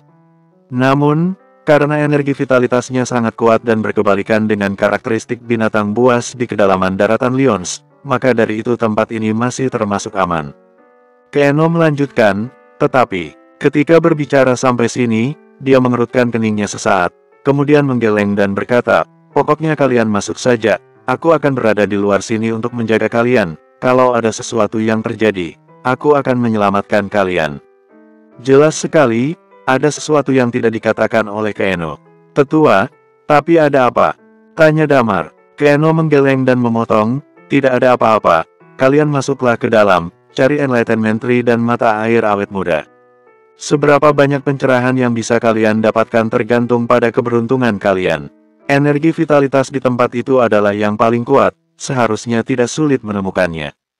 Damar mengangguk, lalu menyahut, kalau begitu, tolong tetua tunggu sebentar. Keeno mengangguk. Kemudian, setelah Damar dan yang lainnya mengucapkan terima kasih sambil memberi hormat, mereka masuk ke dalam sana. Tidak lama setelah Damar dan teman-temannya masuk, langit perlahan-lahan berubah gelap. Keeno duduk bersila di tanah berumput di depan oasis itu. Tidak lama kemudian, di tengah gelapnya malam, terdengar sebuah suara. Tak, tak, tak, tak, seperti suara langkah kaki kuda. Tidak lama kemudian, seseorang yang menggenggam sabit dan mengendarai Trandum perlahan-lahan mendekat. Orang ini mengenakan baju besi berwarna hitam, begitu juga Trandum di bawahnya. Keeno, kamu tahu apa yang kamu lakukan ini? Ucap orang yang berada di atas Trandum itu dengan acuh tak acuh. Bersambung, 2138. Keeno mendongak dan menatap orang di depannya itu, lalu menyahut, kami hanya ingin mencari pencerahan selama beberapa hari. Salah satu wanita yang ada di rombongan itu memiliki karakteristik kehidupan di tubuhnya, dia mungkin akan dimakan. Orang yang ada di atas Trandum kembali berbicara. Keeno tersenyum tipis, lalu bertanya, lalu, bagaimana? Kamu akan dihukum oleh rajaku. Jawab orang yang ada di atas Trandum. Kenapa? Kamu ingin bertarung denganku? Sudut bibir Keeno menunjukkan seulas senyum, lalu dia melanjutkan kata-katanya, ngomong-ngomong, aku juga sudah lama tidak bertarung dengan siapapun, aku tidak tahu apakah pedangku ini masih bisa meminum darah atau tidak. Sedangkan rajamu sama seperti cucunya yang takut pada dewa utama, jadi jangan menyebut dia untuk menekanku. Apakah dia berani bertarung? Setelah berkata begitu, Keno melanjutkan dengan tenang, dunia ini membutuhkan kekacauan, maka dari itu, rajamu memiliki kesempatan. Orang itu terdiam cukup lama, kemudian perlahan-lahan memutar kepala terandum dan menyahut, aku akan menyampaikan semua kata-katamu kepada rajaku. Di kota Lunaris di daratan Lordsok. Pada saat ini, seluruh kota Lunaris kacau balau. Kota yang begitu besar, kini berubah menjadi puing-puing. Di bawah puing-puing, terdengar suara tangisan yang tak terhitung banyaknya. Di bawah puing-puing itu, ekspresi wajah Asteria dan Hoshi tampak tidak enak dilihat, mereka juga memuntahkan darah segar. Dre berjongkok di hadapan mereka, dengan senyum yang menghiasi wajahnya dia berkata, aku akan bertanya kepada kalian untuk yang terakhir kalinya, ada berapa banyak dari kalian yang datang ke sini? Asteria dan Hoshi sedang setengah berlutut di tanah saat ini. Mereka berdua tampak sangat dilema. Bahkan sorot mata mereka pun menunjukkan rasa tidak nyaman dan canggung. Dre memusatkan perhatiannya kepada dua orang itu. Kemudian dia bertanya dengan nada tenang, oke, kutanya sekali lagi, berapa jumlah rombongan kalian yang datang ke sini? Asteria menggertakkan giginya, aku tidak tahu apa maksud dari pertanyaanmu. Aku tidak pernah memprovokasi kamu satu kali pun. Siapa kamu sebenarnya, dan mengapa kamu ingin melakukan pembunuhan ini? Apakah kamu tahu berapa banyak orang yang akan tewas di kota ini karena perbuatan kamu? Mereka bukanlah siapa-siapa, jadi biarkan saja mereka mati. Memangnya kenapa? Balas Dre. Laku dia kembali berkata, oh, iya. Kalian juga belum menjawab pertanyaan dari aku. Siapa lagi orang yang datang ke dunia kami selain ketujuh orang dari daratan Magna itu? Dia sedikit menggosokkan jari-jarinya setelah menanyakan hal itu. Lalu aura pedang dingin yang ada di genggamannya mulai bergejolak. Lapisan es yang ada di sekitar juga perlahan mengambang di udara. Kedua ci pedang itu terlihat seperti dua jarum akupuntur yang berwarna perak. Jika kalian tidak berkata jujur, maka kalian akan mati, ancam Dre dengan nada bicara yang masih tenang. Asteria menarik napas panjang lalu menggelengkan kepalanya. Aku tidak tahu, kami berdua benar-benar kehilangan kesadaran saat kami tiba di dunia ini. Kami juga tidak tahu bagaimana kami bisa datang ke sini. Benarkah? Tanya Dre dengan tatapan curiga kepada dua orang itu. Beberapa saat kemudian, Dre kembali membuka mulutnya. Benar juga, kekuatan kalian terlalu lemah. Jadi kalian benar-benar tidak bisa bertahan dari kekuatan pencemaran itu. Dia merenung sejenak setelah mengatakan hal itu. Lalu dua jarum akupuntur tadi seketika masuk ke dalam tubuh Asteria dan Hoshi dengan jentikan jarinya. Tidak lama setelah itu, lapisan es milik Dre langsung membalut tubuh mereka berdua. Ikut aku kembali ke Istana Langit. Seru Dre sambil terkekek-kekek. Kemudian energi chi miliknya menarik tubuh kedua orang itu. Tepat pada saat itu, dia teringat akan sesuatu. Dia melihat ke arah restoran rasa baru yang telah berubah menjadi setumpuk reruntuhan. Aeten dan istrinya ternyata masih berdiri di sana dengan perasaan gelisah. Makanan yang kamu masak sangat lezat, ucapnya sambil tersenyum tipis. Kalian juga harus ikut dengan aku kembali ke Istana Langit. Kalian akan memasak untuk aku secara khusus. Saat Dre berbicara, energi chi miliknya tiba-tiba membalut tubuh Aeten dan istrinya. Kemudian mereka berdua berubah menjadi patung es dan diseret oleh chi tersebut. Setelah itu, Dre membentangkan sayap yang ada di punggungnya dan langsung terbang ke langit. Sedangkan di kejauhan, sekujur tubuh Atrix sudah berlumuran darah. Namun dia memegang erat Rere dan membungkam mulut anak itu. Rere pun bergumul ingin membebaskan dirinya. Rere, jangan gegabah. Kita tunggu Damar dan yang lainnya dulu. Tunggu mereka kembali ke sini. Seru Atrix sambil menggertakkan giginya. Di sisi lain, Damar tentu saja tidak tahu apa yang sebenarnya sedang terjadi di daratan Lordsok. Rombongan Damar sedang berjalan di antara oasis saat ini. Mereka berjalan lurus ke arah pusat di bawah panduan Lilia. Setelah Damar dan teman-temannya berjalan sekitar 40-50 menit, mereka berbelok menuju sebuah lereng bukit kecil. Lalu ketika mereka menuju ke bawah, sebuah cekungan berongga muncul di hadapan mereka. Tepat di bawah sana, ucap Lilia. Jika hari masih terang, seharusnya pemandangan di sini terlihat sangat indah. Tapi sekarang semuanya tidak terlihat dengan jelas karena sudah terlalu gelap. Iman mengernyitkan dahinya. Aku tidak mengerti mengapa mereka menyuruh kita datang ke sini pada malam hari. Mungkin mereka ingin kita untuk tidak membuang-buang waktu. Seru Damar, semakin dekat dengan tempat ini, energi vitalitasku semakin kuat. Aku juga merasakan kelima indera milikku seperti meningkat dengan sangat pesat. Kemudian Damar melemparkan pandangannya ke arah Lilia.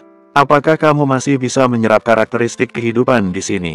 Lilia menggelengkan kepalanya sambil berkata, aku tidak tahu. Aku juga tidak tahu apakah akan ada efek apapun jika aku menyerapnya. Kalau begitu, ayo kita pergi ke bawah dulu. Ajak Damar sambil menarik napas dalam-dalam. Faktanya adalah dunia ini benar-benar terlihat sangat gelap jika malam hari tiba. Hal ini juga sedikit mempengaruhi penglihatan mereka. Oleh karena itu, Damar mengeluarkan sebuah senter dengan pencahayaan kuat untuk menyinari jalan mereka. Saat Damar memancarkan cahaya dengan senternya, dia melihat sebuah pohon besar yang menjulang tinggi di tengah. Pohon itu sangat tinggi dan langsung menjulang ke langit, sangat mirip dengan pohon yang pernah mereka lihat dulu. Talia dan yang lain sekilas langsung mengenali pohon itu. Enlightenment Tree, ayo kita turun, seru Damar. Kemudian sekelompok orang itu berjalan ke arah bawah dengan cepat. Tidak lama setelah itu, mereka tiba di depan pohon tua tersebut. Pohon itu berbeda dengan pohon yang mereka lihat di Eternal Planet dulu. Di sekeliling pohon kuno tersebut ada sebuah mata air. Lalu sebuah energi vitalitas yang kuat terkandung di tengah mata air tersebut. Damar memasukkan kedua tangannya ke dalam mata air itu. Kemudian dia mencidok dan meminum air yang ada di dalamnya. Dalam sekejap, Damar bisa merasakan sebuah energi yang kuat memasuki tubuhnya sendiri. Ekspresi wajah pria itu seketika berubah. Betapa murninya energi vitalitas ini. Teman-teman Damar juga mengikuti tindakan Damar. Mereka mencidok air tersebut dengan tangan mereka dan langsung meminumnya. Ah, sudahlah. Aku akan melakukan kultivasi dulu, ucap Titan sambil terkekeh-kekeh. Kemudian dia langsung melompat ke dalam mata air tersebut, tidak peduli apakah yang lain merasa jijik atau tidak. Kalau kamu seperti ini, bagaimana kita bisa minum airnya? Omel Talia, cekak-cekak, daripada repot menciduk air, lebih baik sekalian nyemplung. Namun Titan tidak terlalu peduli dengan omelan itu. Dia langsung menyelam ke dasar mata air dan duduk bersila di sana. Tempat ini bisa membuat tubuh dan pikiran seseorang menjadi tenang. Semua orang bisa sepenuhnya menjadi tenteram di sini, ucap Iman. Ini memang tempat yang sangat langka, jadi cocok sebagai lokasi untuk mendapatkan pencerahan. Kebetulan aku baru disadarkan oleh sesuatu belakangan ini, jadi aku juga akan melakukan kultivasi. Kemudian Iman juga ikut menyelam ke dasar mata air itu. Bersambung, 2139. Damar menarik napas dan berkata, kita harus memanfaatkan semua ini dengan baik. Kesempatan ini benar-benar sulit untuk didapatkan. Setelah itu dia melihat ke arah Wendy dan Talia. Jarak kalian berdua menuju tingkat Dewa Tengah sudah tidak terlalu jauh. Kalian bisa memperkuat kekuatan kalian di sini selama beberapa waktu jika ingin mencapai tingkat itu. Setelah itu, kalian akan memenuhi syarat untuk bisa melawan Dewa Atas. Damar menarik napas dalam-dalam setelah mengatakan hal itu. Aku juga akan berjuang agar bisa menembus tingkat Dewa Atas kali ini. Jika aku sudah mencapai tingkat itu, maka aku bisa memberikan bantuan yang cukup kepada tetua Hesperos dan yang lain. Sebenarnya, Damar sudah tahu bahwa proses ini akan sulit untuk dilewati. Setiap langkah yang akan diambil akan semakin sulit setelah mencapai tingkat dewa. Sebagian besar orang terus bergantung kepada kultivasi yang dilakukan dari waktu ke waktu hingga menyelesaikan sebuah terobosan. Sedangkan Damar belum begitu lama mencapai tingkat Dewa Tengah dari Dewa Bawah. Ini sudah terlalu cepat baginya untuk mencapai tingkat Dewa Atas. Betapa sulitnya bagi Damar untuk kembali mencapai tingkat Dewa Atas kali ini. Talia dan yang lain mengangguk setuju. Kemudian mereka semua langsung ikut menyelam ke dasar mata air tadi. Damar melihat sekeliling dan memastikan bahwa tidak ada sesuatu hal yang aneh atau ganjil. Lalu dia pun juga ikut masuk ke dasar mata air tersebut. Keberadaan dari Enlightenment Tree membuat dia membuang seluruh pikiran yang mengganggu saat itu. Ketika dia membenamkan tubuhnya ke dalam mata air awet muda itu, dia bisa merasakan suatu energi murni.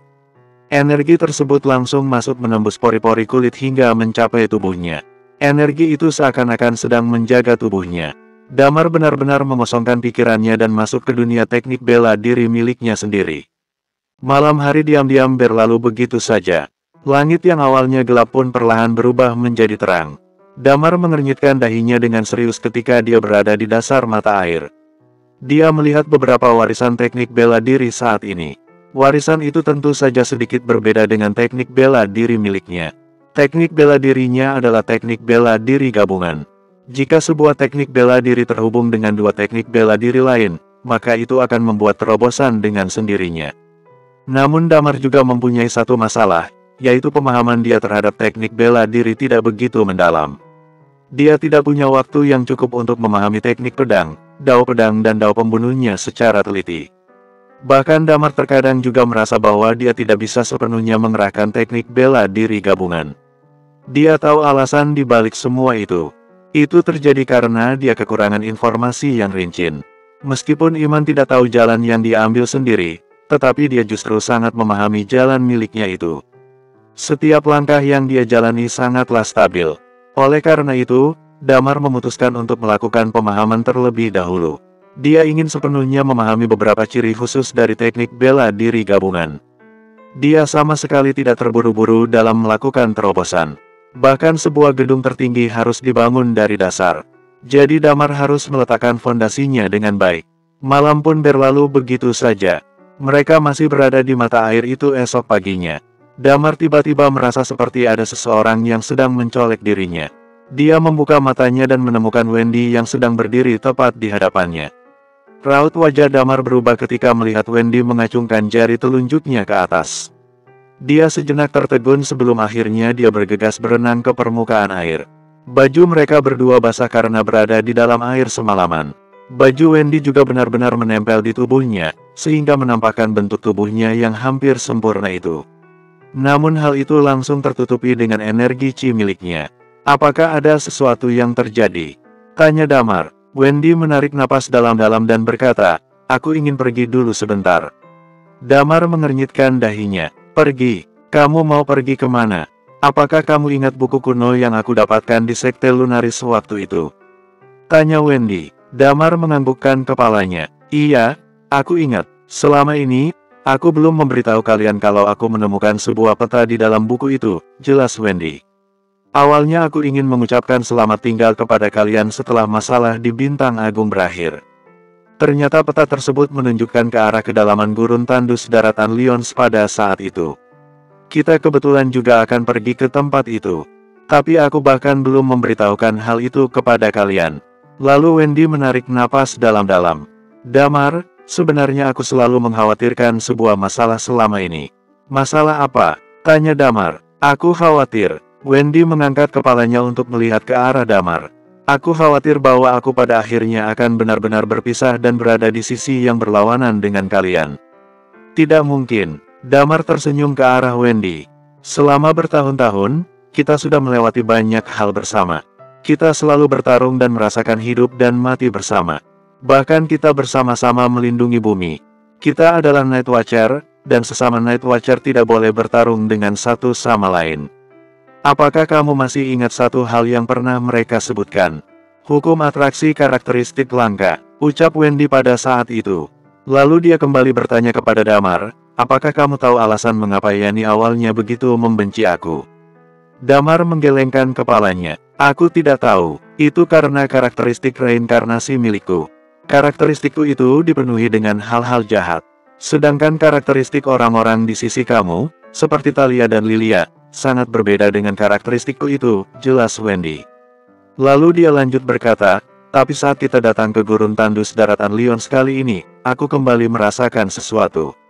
Kekuatan jalur gersang, kekuatan kematian, warisan karakteristik reinkarnasi yang ditampilkan di dalam peta itu, dan lain-lain berkumpul di tempat ini.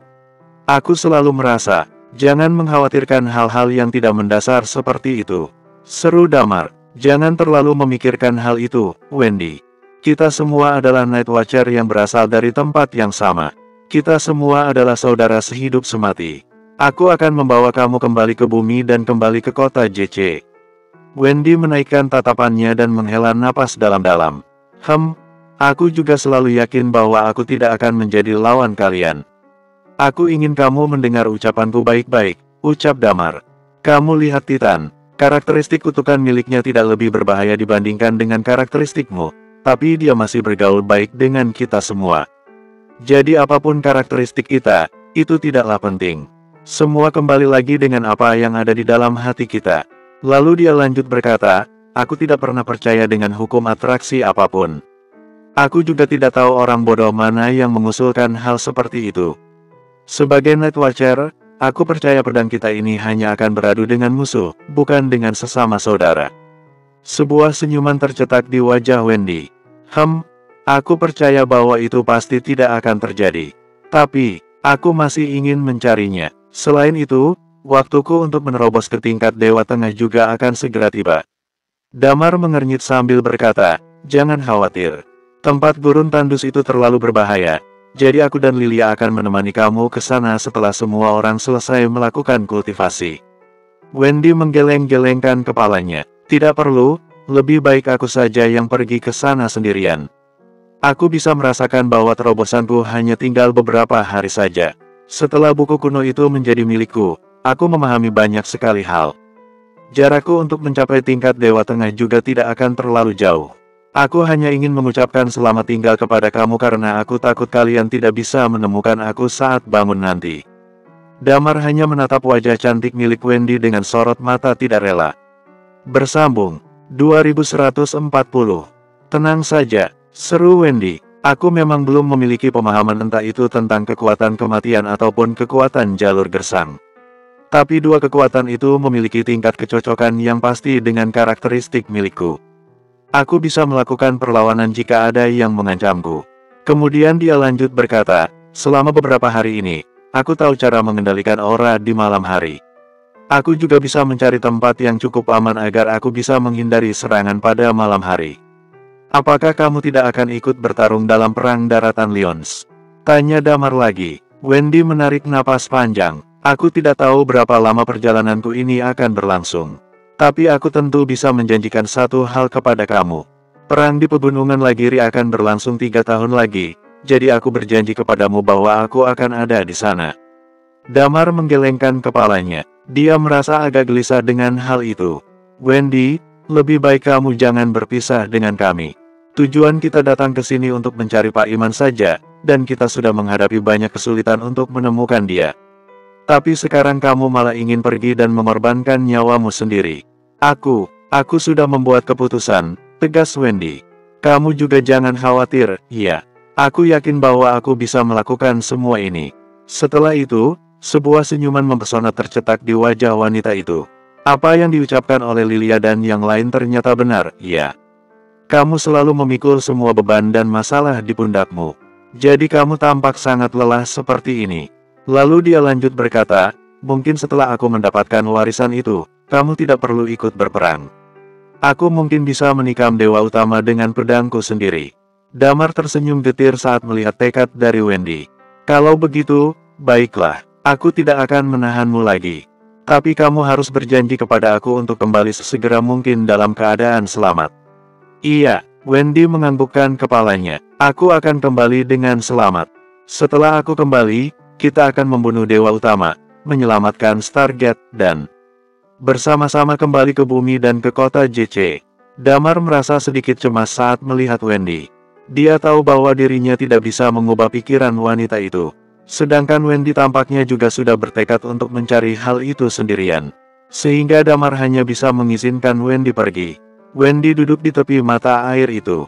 Kemudian dia menengadahkan kepala dan melemparkan pandangan ke seluruh lembah gunung yang besar. Rerumputan panjang dan burung kicau berterbangan menghiasi lembah itu bagaikan sebuah negeri dongeng.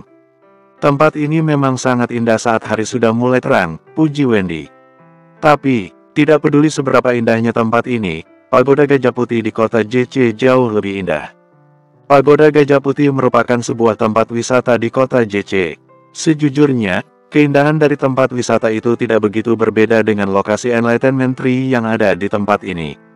Namun tempat itu adalah kampung halaman Wendy.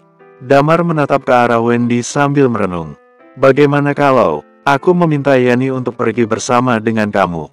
Jika ada dia, kamu juga. Aku bisa pergi sendirian dalam perjalanan kali ini, tolak Wendy. Tempat itu mungkin penuh dengan kekuatan reinkarnasi. Orang lain mungkin juga tidak bisa masuk ke sana. Damar hanya bisa menganggukkan kepala saat melihat Wendy yang tampak begitu yakin. Baiklah. Aku juga sudah menjelaskan niatku kepadamu. Kamu juga bisa menjelaskannya kepada mereka nanti, ucap Wendy. Aku akan melanjutkan kultivasiku dulu. Setelah itu Wendy berbalik dan kembali menyelam ke dasar mata air. Damar menghembuskan napasnya dengan perasaan yang sedikit campur aduk. Dia tiba-tiba merasa mental dan fisiknya lelah ketika melihat teman-temannya yang sedang berada di dasar mata air. Segera setelah itu, dia menatap ke arah langit. Di atas langit itu tidak ada matahari. Namun entah kenapa, siang hari masih terlihat terang dan sesekali juga akan turun hujan. Dunia ini memang selalu begitu ganjil. Ketahanan mereka terhadap teknik bela diri cukup besar. Di alam semesta asal mereka, beberapa planet bahkan tidak bisa menanggung tingkat Uncomon level kecuali 8 planet utama. Namun tempat ini justru bisa menanggung tingkat di atas dewa. Mungkin itulah alasan mengapa di sini ada banyak sekali warisan bela diri. Damar tidak menyelam ke dasar mata air itu lagi. Dia hanya memandang tempat itu dan tenggelam dalam pikirannya sendiri. Pria itu mulai kembali mengingat masa lalu. Dari awal dia diperlakukan tidak adil saat masuk ke Night Watcher, lalu amnesia yang dideritanya, sampai semua hal yang dia hadapi saat ini. Tidak ada seorang pun yang sadar bahwa Damar telah masuk ke situasi yang sangat ganjil. Bahkan dia sendiri pun juga tidak menyadari hal itu. 9 titik cahaya yang melambangkan Dragon Nine Changes perlahan bersinar di dalam tubuhnya. Kekuatan yang diberikan Stargate kepada dia tampak mulai aktif di dalam tubuhnya sekarang dan menyinari dantian miliknya dengan sangat terang. Kemudian kekuatan bintang mulai menyerbu ke sekujur tubuhnya. Namun Damar terlihat seperti tenggelam di dalam pikirannya sendiri. Pria itu seperti sedang meringkas semua hal yang telah hilang, telah ditemukan, ataupun telah didapatkan selama ini. Pada saat yang sama, dia sedang memikirkan dunia alam semesta secara naluriah. Dia juga memikirkan persamaan maupun perbedaan di antara dunianya dengan dunia ini. Semuanya terlihat telah tersusun dan terorganisasi dengan baik di bawah suasana hati yang damai seperti ini.